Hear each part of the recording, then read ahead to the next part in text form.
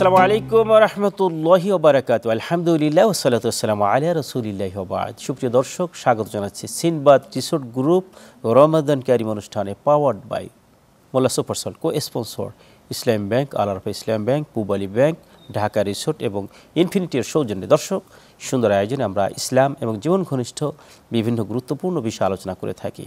আমাদের আজকের আলোচ্য বিষয় রমাদান থেকে শিক্ষা এবং পরবর্তী জীবনে এটা কীভাবে আমরা আমাদের জীবনে এটার বাস্তবায়ন করব সে বিষয়ে। আর গুরুত্বপূর্ণ বিষয় আলোচনার জন্য আমাদের মাঝে রয়েছেন সম্মানিত দুজন অতিথি। প্রথমে রয়েছেন মুফতি আব্দুল হান্নান সিরাজি। আসসালামু আলাইকুম ওয়া রাহমাতুল্লাহি ওয়া বারাকাতুহু। ওয়ালাইকুম আসসালাম। মোহতারাম, কেমন আছেন? আলহামদুলিল্লাহ, ভালো আছি। আপনি কেমন আছেন? আলহামদুলিল্লাহ। এরপরে রয়েছেন হাফিজ মাওলানা শাহাদাত হোসেন সাইফি। আসসালামু আলাইকুম ওয়া রাহমাতুল্লাহি ওয়া বারাকাতুহু। ওয়ালাইকুম আসসালাম। মোহতারাম, কেমন আছেন? আলহামদুলিল্লাহ। শাইখ, আপনি কেমন আছেন? আলহামদুলিল্লাহ। মোহতারাম, আমরা সর্বপ্রথম আপনার কাছে আসবো যে রমাদান থেকে আমরা কি কি শিক্ষা, বিশেষ করে রমাদান তো বিশাল একটি দীর্ঘ একটি মাস, আল্লাহ রাব্বুল আলামিন আমাদেরকে বেশ কিছু ট্রেনিং দিয়েছেন, বেশ কিছু কার্যক্রম আমরা করেছি, আল্লাহ পাকের ইবাদত করেছি। তো কি কি শিক্ষা আমরা আমাদের জীবনে গ্রহণ করতে পেরেছি? আল্লাহ পাক রব্বুল আলামিন রমাদানুল মুবারক মাস দিয়েছেন আমাদেরকে মুত্তাকি, পরহেজগার হওয়ার জন্য, লাআল্লাকুম তাত্তাকুন। আল্লাহ পাক রব্বুল আলামিন সূরাতুল বাকারার 183 নম্বর আয়াতের মধ্যে বলেন লাআল্লাকুম তাত্তাকুন, যে রমজান মুবারক আমি তোমাদেরকে দিয়েছি যে যাতে তোমরা মুত্তাকি, পরহেজগার অর্জন করতে পারো, লাভ করতে পারো। এই জন্য রমাদান মুবারকের 1 নম্বর শিক্ষা হলো যে মুত্তাকি হওয়া, পরহেজগার হওয়া। তাকওয়া বলা হয় যে বিরত থাকা বা ভয় করা, আর পরিভাষায় তাকওয়া বলা হয় আল্লাহ তাআলার ভয়ে গুনাহ থেকে বিরত থাকা, বেঁচে থাকাকে তাকওয়া বলা হয়। আর তাকওয়া এটা আল্লাহ তাআলার নিকটে অনেক মর্যাদাশীল ব্যক্তি যারা তাকওয়া অর্জন করবে। আল্লাহ রাব্বুল আলামিন বলেন ইন্না আকরামাকুম ইনদাল্লাহি আতকাকুম, যারা তাকওয়া অর্জন করবে আল্লাহ তাআলার নিকটে তারা বেশি সম্মানিত। এবং মুত্তাকিদের আমল আল্লাহ তাআলা কবুল করে থাকেন। অন্য আয়াতের মধ্যে সূরা মায়েদার মধ্যে বলছেন যে ইন্নামা ইয়াতাকাব্বালুল্লাহু মিনাল মুত্তাকিন, যে যারা মুত্তাকি, পরহেজগার তাদের আমলটাই আল্লাহ রাব্বুল আলামিন কবুল করেন। সুবহানাল্লাহি ওয়া বিহামদিহি। এই জন্য আমাদের প্রথম শিক্ষা হলো তাকওয়া অর্জন করা, আল্লাহর ভয় অর্জন করা, যাতে করে আমরা আল্লাহর ভয় অর্জন করে গুনাহ থেকে বাঁচতে পারি। মানে আল্লাহ পাকের ভয় অর্জিত হলে পরে আমরা দুনিয়ার যাবতীয় মন্দ কাজ থেকে বিরত থাকতে পারবো। এই জন্য আমাদের সর্বপ্রথম আল্লাহ তাআলার ভয় আমাদের অন্তরের মধ্যে আনতে হবে, যাতে করে আমরা কোনো গুনাহ কাজ না করতে পারি, বেশি বেশি ইবাদত বন্দেগী করতে পারি। 2 নম্বর যে কাজটা আমরা রমাদানুল মুবারক থেকে শিখেছি, শিক্ষা অর্জন করেছি, সেটা হলো কোরআনুল কারীম তেলাওয়াত করা, শিক্ষা করা। যেহেতু এই রমাদানুল মুবারক মাস এটা কোরআনের মাস, এই মাসটা দামি হয়েছে কোরআনের কারণে। যে মাসে নাজিল হয়েছে সেই মাসটা দামি হয়ে গেছে। যে রাত্রে কোরআনুল কারীম নাজিল হয়েছে সেই রাতকে আল্লাহ রাব্বুল আলামিন অনেক দামি করে দিয়েছেন। এই জন্য এই মাস থেকে আমাদের শিক্ষা হলো কোরআন যারা আমরা শিখতে পারি নাই আমাদের শেখা এবং এই মোতাবেক আমাদের জীবন যাপন করা। কারণ কোরআনুল কারীম যদি আমরা শিক্ষা করি, অর্জন করি, তাহলে আল্লাহর হাবিব সাল্লাল্লাহু আলাইহি ওয়াসাল্লাম তিনি বলেন যে 2টা জিনিস এমন আছে যে 2টা জিনিস আল্লাহ তাআলার কাছে সুপারিশ করবে, আর আল্লাহ তাআলা অবশ্যই সেই সুপারিশকে গ্রহণ করবেন। তার মধ্যে একটা হলো রমজান, রোজা। এই রোজা আল্লাহ তাআলার কাছে এরকমভাবে সুপারিশ করবে, আল্লাহ আমি রোজাদারদেরকে, আমি তোমার বান্দাদেরকে সারাদিন না খেয়ে রাখছি, স্ত্রী সহবাস থেকে বিরত রাখছি, কাজে আমার সুপারিশ আপনি গ্রহণ করুন। এইরকমভাবে কোরআনুল কারীম আল্লাহ তাআলার কাছে সুপারিশ করবে, আল্লাহ মানে 2টা জিনিস বান্দার জন্য আল্লাহর কাছে দোয়া করবে এবং সুপারিশ করবে কিয়ামতের ময়দানে। আল্লাহ তাআলা 2 জনের সুপারিশ পূরণ করবেন। তার মধ্যে কোরআনুল কারীম 2 নম্বরে। মানে রমাদানের রোজা রেখে যদি আমরা কোরআনুল কারীম তেলাওয়াত করি, 2টা কাজ একত্র হয়ে যাবে, একত্রিত হয়ে যাবে। এবং আল্লাহ তাআলার কাছে বলবেন যে সারা দিন তো রোজা রাখছে, কোরআনুল কারীম তেলাওয়াত করছে, রাতের বেলা তারাবির নামাজ আদায় করছে, হাফেজ সাহেবদের পিছনে 20 রাকাত তারাবির নামাজ আদায় করছে, কোরআনুল কারীম শুনছে। তো এই কোরআনুল কারীম আল্লাহ তাআলাকে বলবেন যে রমাদানুল মুবারক মাসে তারা কিয়ামুল লাইল, তাহাজ্জুদের নামাজের মধ্যে পড়ছে, তারাবির নামাজের মধ্যে কোরআনুল কারীম পড়ছে, আদায় করেছে, জিকির করেছে, যার কারণে আল্লাহ তাআলার কাছে সুপারিশ করবে, আল্লাহ রাব্বুল আলামিন 2 জনের সুপারিশ গ্রহণ করে দিবেন। আলহামদুলিল্লাহ। চমৎকার করে বলছিলেন মোহতারাম। আমরা এখান থেকে আপনার কাছে ফিরবো, আমরা আপনার কাছে আসবো যে রমাদানের এই শিক্ষাগুলোকে কাজে লাগিয়ে আমরা কিভাবে পরবর্তী জীবন পরিচালনা করতে পারি। মোহতারাম, মাহে রমাদানুল মুবারক মুমিন জীবনের গুরুত্বপূর্ণ, তাৎপর্যবহুল এবং সর্বশ্রেষ্ঠ সময় এবং সম্পদ।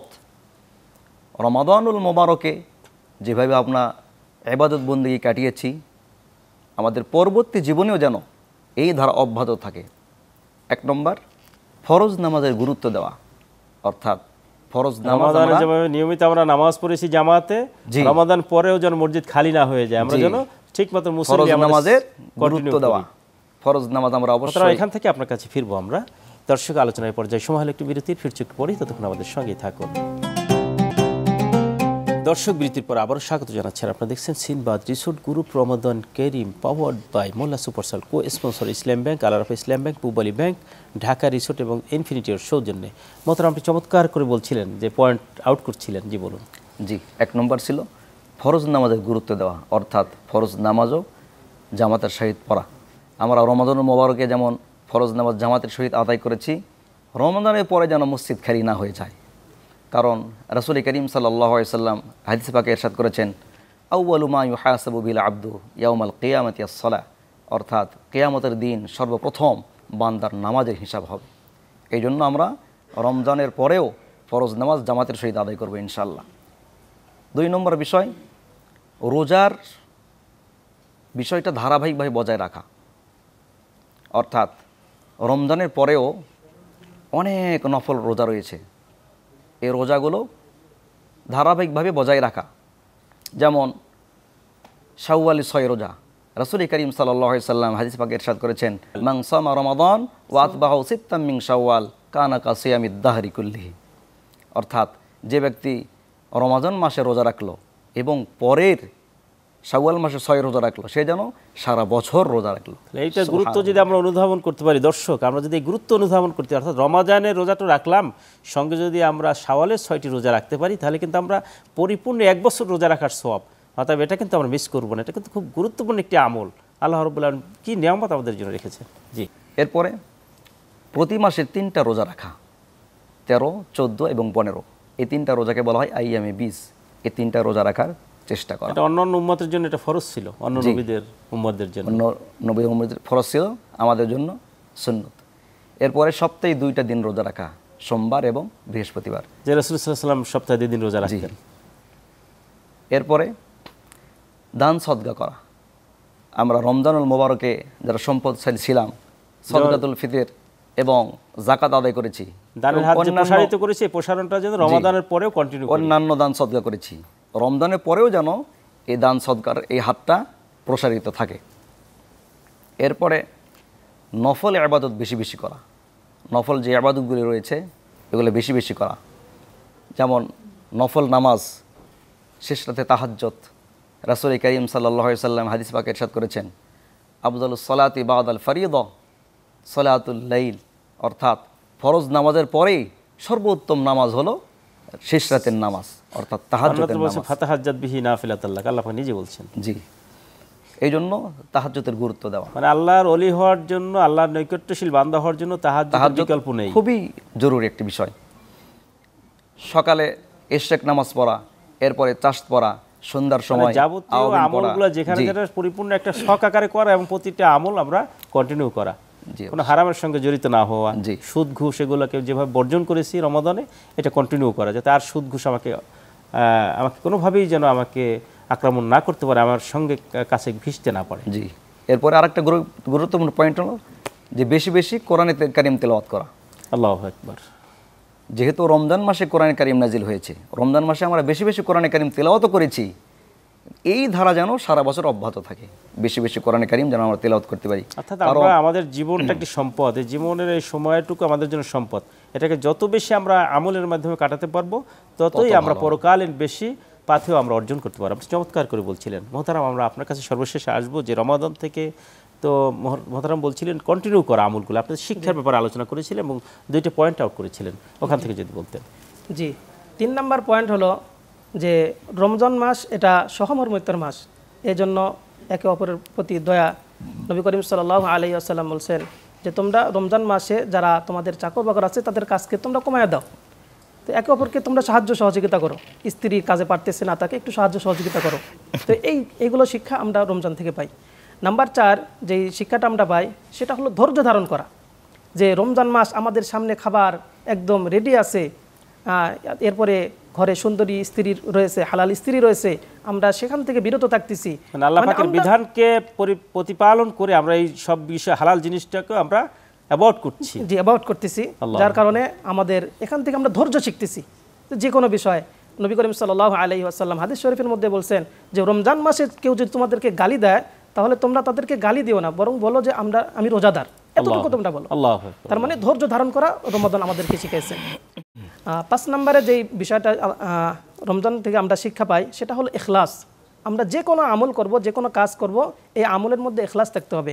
আল্লাহ তাআলা নিজেও বলছেন যে বান্দা যতগুলো নেক আমল করে ততগুলো নেক আমল তার জন্য করে এবং তার প্রতিদান আমি ফেরেশতার মাধ্যমে দিয়ে থাকি। কিন্তু রমাদানুল মুবারকের যে রোজা, এটা এমন একটা ইবাদত বান্দা আমার জন্য করে, কাজেই আমি আল্লাহ রাব্বুল আলামিন আমার বান্দাকে তার প্রতিদান আমি নিজেই দিয়ে দেব। আল্লাহু আকবার। নিজেই অথবা আমি নিজেই তার প্রতিদান হয়ে যাব করে বলছিলেন যে ইখলাস আসলে। এবং বুখারী শরীফের সর্বপ্রথম যে হাদিসটি নামাল আমাল বিন্নিয়াত, এবং কোরআন কারীমের যে সর্বপ্রথম যে সূরাটি সূরা আল ফাতিহা আমরা সবসময় নামাজে পড়ি, এটা কিন্তু আল্লাহ পাক আলহামদুলিল্লাহি রাব্বিল আলামিন, যে সমগ্র প্রশংসা একমাত্র আল্লাহর জন্য, প্রতিটা কাজই হবে একমাত্র আল্লাহর জন্য।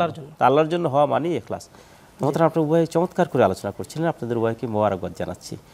দর্শক, আসলেই যদি আমরা পরিপূর্ণভাবে আল্লাহ রাব্বুল আলামিনের বিধানকে মান্য করে আমাদের ইবাদতগুলো করতে পারি এবং ইবাদতগুলো রমাদানের যে শিক্ষা পেয়েছি সেগুলো যদি আমরা কন্টিনিউ করে আমরা আমাদের জীবনে বাস্তবায়ন করতে পারি, সেটাই হবে আমাদের সফলতা।